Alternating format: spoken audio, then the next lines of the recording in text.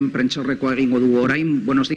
morning. We're going to hold the press conference, which corresponds to the official section of the film festival called Freeheld. Please, could the photographers please sit down and please don't use flashes, if you'd be so kind. We have with us the director of the film, Mr. Peter Solid, the actress Ellen Page, and producers Michael Schoenberg and Phil Hunt. And they're eagerly awaiting for your questions. So, first questions, please. First row, please. Quickly, on the first row. Hola, buenos días. Can you hear me? Good morning. Sí, me gustaría hacer una pregunta a Ellen I would Page, like to ask Ellen Page a question, and then he's in front of you, right in front of you. First question to Ellen Page and Peter Solid second. The question for Ellen Page is, and I would like to know, sharing the protagonism with, the other actress, Julianne Moore, do you know, you are both actresses from different generations, and whether you talked at any moment on the fact that the older and her generation, actresses of her generation, it's very difficult to get a good role, or to get any roles in general in feature films. Okay, I wonder whether you talked about that with her. And to the director, I would like to ask you, in a very few months, it's not been premiered yet, before or at the same time as the legalization of gay marriage throughout the United States. How long have you been, how long has the whole story, the project taken with the script writing to be able to premiere the film, and whether you thought it'd be a good idea to perhaps more courageous to have it premiered it beforehand, because it would have been much more, it would have made a stronger claim. Thank you very much for the cause, so to speak. Okay. Ellen, do you remember the question? Yes, I do. Sorry. Good, thank you. Yeah, no, oh shoot, I'm hearing myself, so I'm going to take that off. Yeah, no, that obviously is an issue for women in general in films, less roles. But no, that wasn't something Julie and I talked about. I mean, we didn't have that conversation, sorry. My question. Hi, thanks for having us, everybody. Thanks for coming. We appreciate your interest in film. So the question was about the timeline of the making of the film. I became a part of the film in 2012, but that wasn't at the genesis of the project. Well, we found the documentary, my partner Stacey Sher and I, upon which the movie's based, earlier than that, and came to Ellen and partnered with Ellen and Kelly Bush. But I think the real question was about the timing of the message of the film with the fact that marriage is now legalized.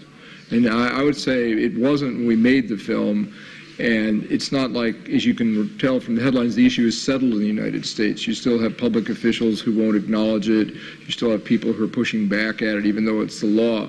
So what our movie does, it's not about a political story. It's about the consequences on the emotional lives of real people when society doesn't give them their rights. And that's a message that's always going to be here and is needed more now than before.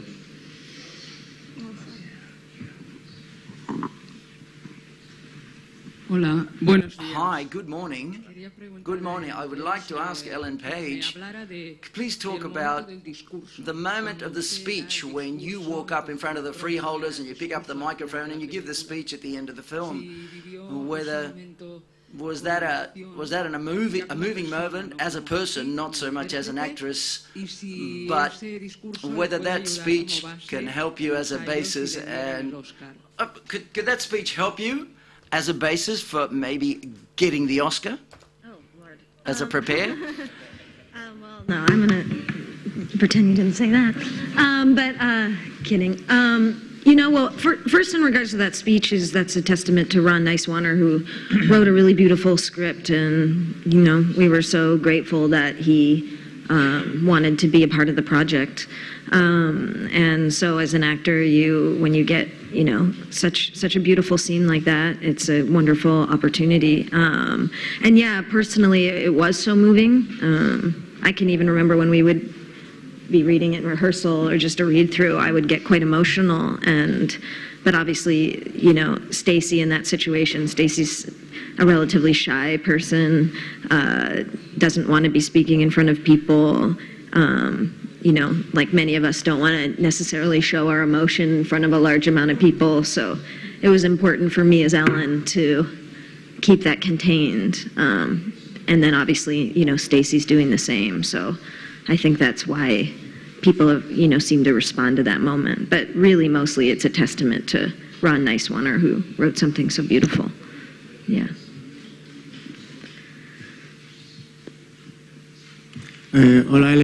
Hi, Ellen. Over there on your left, I think front row. Hi, Ellen. Good morning. From Cinecomedia, I would like to know what you felt when you read the script for the first time and whether you really met Stacey in person. Thank you. Yeah, when I first read the script, I mean, even before, remember Michael and Ron even first just like, obviously wasn't pitching the script. He was basically, before he had written it, was sort of outlining how he was going to structure it. And I can remember just listening to it over a speakerphone and crying. And for me, the response to the script has always just been, I've always been deeply moved, Stacey and Laurel's love is, an incredibly beautiful thing, as all love is, and what they went through and what they did in a time of just unimaginable difficulty and sadness is so, was so crucial and so important. So every time I read that script, for the many times I read it up until we made the film, never ceased to just move me. Yeah.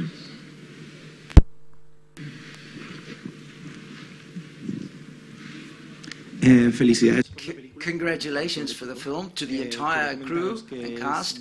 I would like to say it's gratifying and admirable at the same time that these projects are carried out, and especially the work that you carried out, Ellen, inside and outside, on the screen and off the screen, because I think to work like yours, many doors are being opened up for people who are considered to themselves to be different, and that's very positive, and I want to thank you very much for that. Ellen, I would like to ask you to know whether after that, everything that's happened over the last year, which has been a very important year for you, is it much more complicated, or is it the same to work in Hollywood after hitting the table really hard with your fist, and you've worked with Stacey hand in hand to portray her role? And how did she receive whether she liked your portrayal of her in the film, if she's seen it?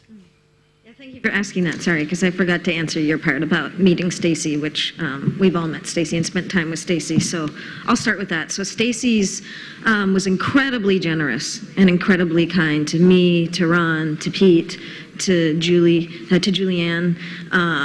So generous, so vulnerable, so honest, so available. And spending time with her, as you can imagine, was emotional. It was emotional for her to talk about this experience. And needless to say, her contributing in that way is, probably the most important part of making the film in a true and authentic way. Thankfully, she's happy with what we did. It's hard to say happy because it's such a difficult story, and needless to say, a very painful, traumatic time in her life. But yeah, she's a really extraordinary person. Sorry, what was the other part of your question? The other part was about saber si sigue siendo. Oh, is it different in Hollywood? To know. No, my experience so far is no, and I think that's right now like a we'll see kind of thing. For me, I feel so happy. I feel so excited and inspired by, getting to just be alive and, be who I am and love freely. That I feel like that affects me on a creative level. I feel more, I feel like how I felt when I first fell in love with acting and getting to produce and getting to be involved with projects and that are really meaningful to me. So for me, everything has been positive, and it creates a ripple effect of positivity in every facet of my life. Yeah.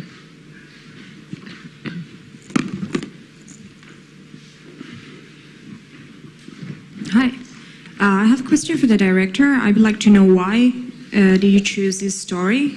And for Ellen Page, I would like to know, is it very exhausting to do something like this? It's so dramatic, so emotional. Or do you like it more like this, or do you enjoy more doing comedies, for example? very different questions. Why this story? Well, the script was sent to me by Michael, and I found it to be really the most beautiful love story I had ever written. And, you know, after seeing the documentary, what became clear to me was that this is an opportunity to tell a story of two people that, to me, are heroes. That look unlike the heroes we usually see in the movies, and I sort of recognize the value of that and the opportunity in that. And of course, Ellen was a part of the project before I became a part of the project, and working with you was an irresistible opportunity that I had to pursue. How could I not do this? Yeah, I mean, I think it's hard, I don't know how to explain it. You know, I love my job so much. I love getting to do what I do. And when you are moved in a deep way, it's, you know, that's the part of my job that I'm most attracted to, you know, the things that really transport you on an emotional level. So I wouldn't say it's an exhausting thing or what have you. It can be, shooting this movie was, needless to say, incredibly sad.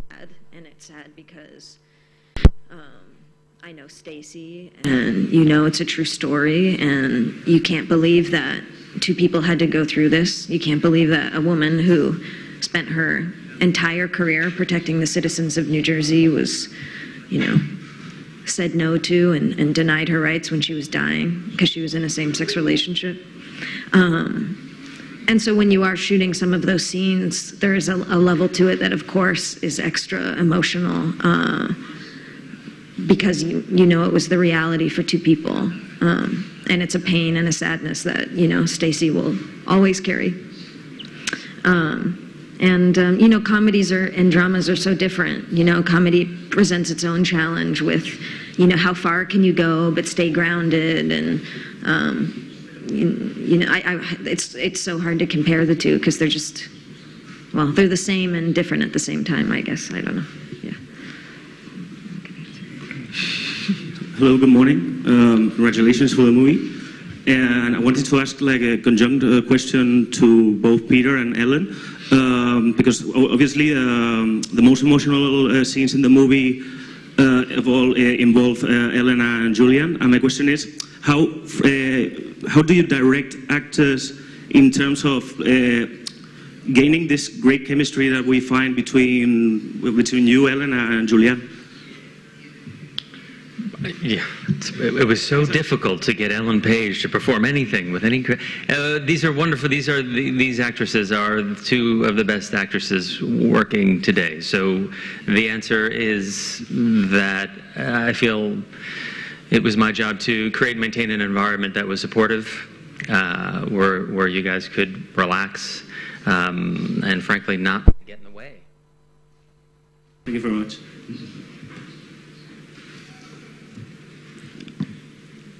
Any more questions, please? Sí, pues pásale el micrófono. Hi, a question for Ellen Page.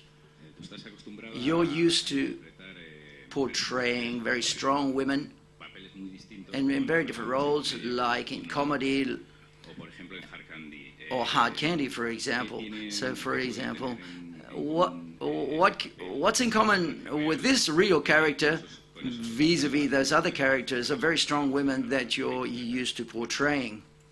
Or is there anything? I don't think there's like that much necessarily in common.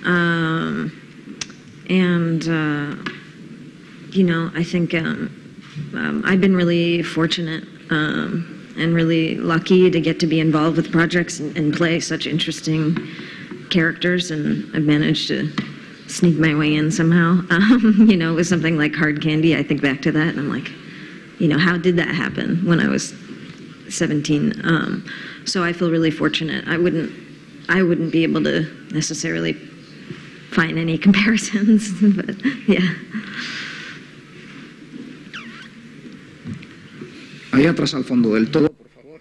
Back, right at the back. Hi, I would like to ask you, in the film, there's a difference is made between marriage, to struggle for equalitarian marriage, and something that the both protagonists have. They say they don't talk about marriage, they're talking about equality. So therefore, I would like to know whether you talked about Stacey. Why is that the nuance? Why the difference of what the character's asking for? Steve Carroll's asking for marriage, and then both of you in the film are asking for equality. Why the nuance between those two elements? I mean, I can answer that. It really wasn't a nuance. It was just about two women who wanted what they felt was their legal right and didn't want to be part of a political movement. They didn't see it as a larger struggle. They just saw it as a struggle for their own rights. And when Steve Carell characters comes in, he's been looking for a case that he could use to expand the issue to rights. So remember, for people to become political activists, that's one decision. For people to fight for their own rights is another decision. And they were just fighting for their own rights and then were led to becoming activists. So they're completely separate issues. One follows the other.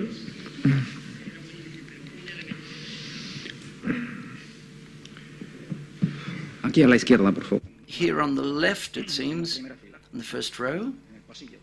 Sorry, in the aisle there, it seems.